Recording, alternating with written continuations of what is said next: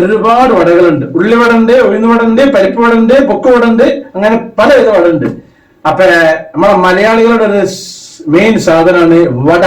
എന്താണ് വട? അപ്പൊ നമ്മളുടെ ഇന്നത്തെ വട അതില് ചിക്കൻ ഉണ്ട്, പിന്നെ പല തരം ഐറ്റങ്ങളുണ്ട്. ഒരു ഗ്രീൻ കളറിഷ് വടയാണ്. അപ്പൊ ഇതാണ് നമ്മൾ ഇന്നത്തെ.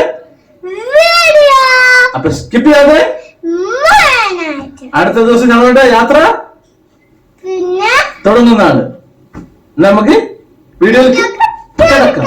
ഇതാണ് നമ്മുടെ ചാനൽ സാക്സ് വെറൈറ്റീസ്. ലൈക്ക് ചെയ്യണം, കമന്റ് ചെയ്യണം, സബ്സ്ക്രൈബ് ചെയ്യണം.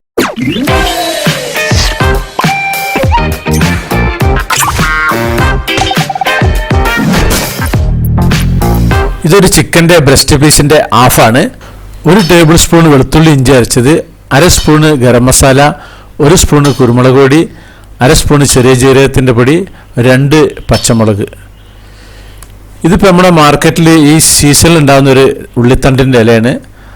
അത് ഇതേപോലെ 250 മില്ലിൻ്റെ 1 കപ്പ് അത് നമുക്ക് വേണം.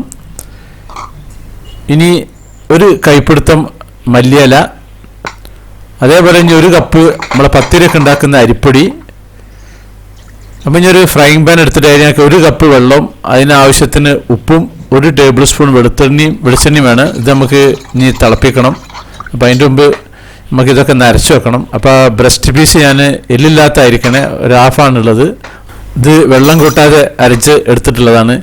ഇത് ഇനി ഞാനൊരു ബൗളിലേക്ക് മാറ്റുകയാണ്. ഇനി ഇതൊക്കെ കൂടി നമുക്ക് കൂടിയിട്ട് ഒന്ന് മിക്സ് ചെയ്യണം. ഇതേ പാത്രത്തിൽ തന്നെ നമ്മുടെ ആ ഉള്ളിയുടെ തണ്ടുണ്ടല്ലോ അത് അരക്കഴിഞ്ഞാൽ, അത് സീസണിൽ കിട്ടുന്ന സമയത്ത് ഇട്ട് കഴിഞ്ഞാൽ ഇതില്ലാന്ന് വിചാരിച്ചാൽ ഉണ്ട്, ഇല്ലെങ്കിൽ പ്രശ്നമൊന്നുമില്ല. ഇതുണ്ടെങ്കിൽ ഒരു വേറെ ടേസ്റ്റ് ആണെന്നുള്ളൂ, ഇല്ലെങ്കിലും കുഴപ്പമൊന്നുമില്ല. അപ്പോൾ കുറച്ച് മല്ലിയില വേണം കൂട്ടിയാൽ മതി. 2 പച്ചമുളകും അതിലേക്ക് ഇട്ടിട്ട് ഞാനൊന്നും കൂടി അരച്ചെടുത്തിട്ടുണ്ട്. ആദ്യം മല്ലിയില ഇടരുത്, കാരണം ആദ്യം മല്ലിയില ഇട്ട് ഒന്നായിട്ട് അരഞ്ഞു പോകും. ഇത് രണ്ടാമത് ഇനി ഈ മല്ലിയില ഇട്ടിട്ട് അതൊന്ന് അരച്ചെടുക്കുകയാണ്. ഒരു സ്വല്പം വെള്ളം കൂട്ടിയിട്ടുണ്ട്.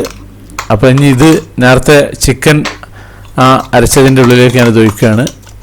എന്നിട്ട് നല്ലവണ്ണം അങ്ങോട്ട് മിക്സ് ചെയ്യണം.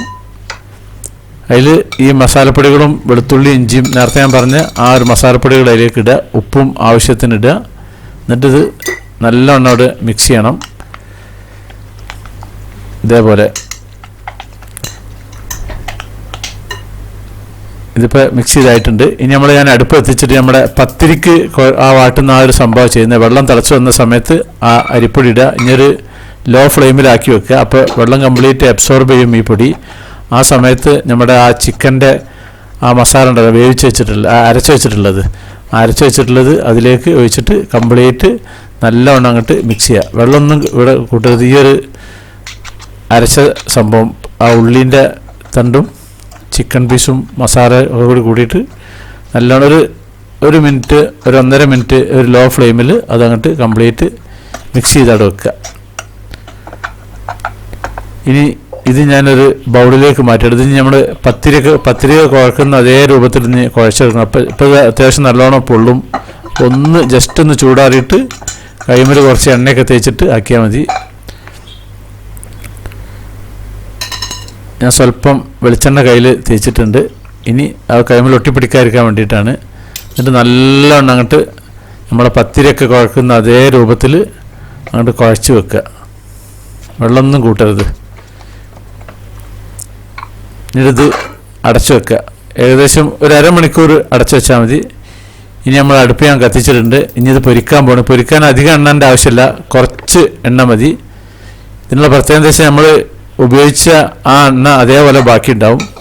ഇപ്പോൾ 1 മണിക്കൂർ കഴിഞ്ഞിട്ടുണ്ട്. ഞാൻ സ്വല്പം കൈമേൽ എണ്ണ തേച്ചിട്ട് ഇതേപോലെ 2 തരത്തിൽ നമുക്ക് ചെയ്യാം.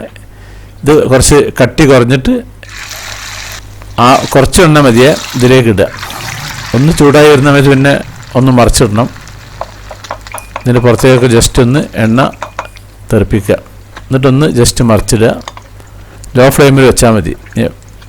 ചൂട് കുറവ് തോന്നുകയാണെങ്കിൽ മാത്രം പിന്നെ ഒന്നുകൂടി ഹൈ കൊടുത്തിട്ട് പിന്നെ ലോ ഫ്ലെയിമിലേക്ക് ആക്കിയാൽ മതി.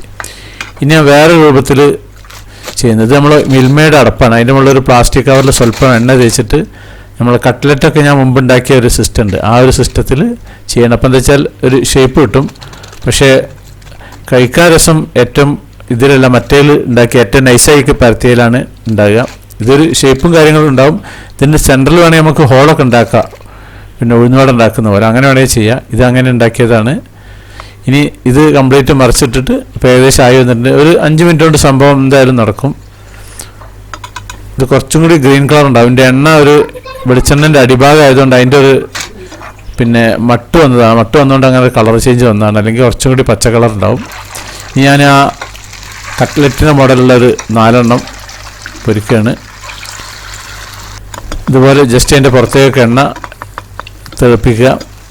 എന്നിട്ട് പിന്നെ അത് ഒന്ന് മറിച്ചിടുക. ഞാൻ നേരത്തെ പറഞ്ഞ ചൂട് കുറവ് തോന്നുകയാണെങ്കിൽ അപ്പോൾ ഒന്ന് ഇത് കൂട്ടിയാൽ മതി, ഫ്ലെയിം കൂട്ടിയാൽ മതി. ഏറ്റവും ലോ ഫ്ലെയിമിൽ അങ്ങനെ വേവാണെന്നുള്ളത്, കാരണം എന്നാൽ അതിൻ്റെ ഉള്ളൊക്കെ ശരിക്കും വെന്ത് കിട്ടുക.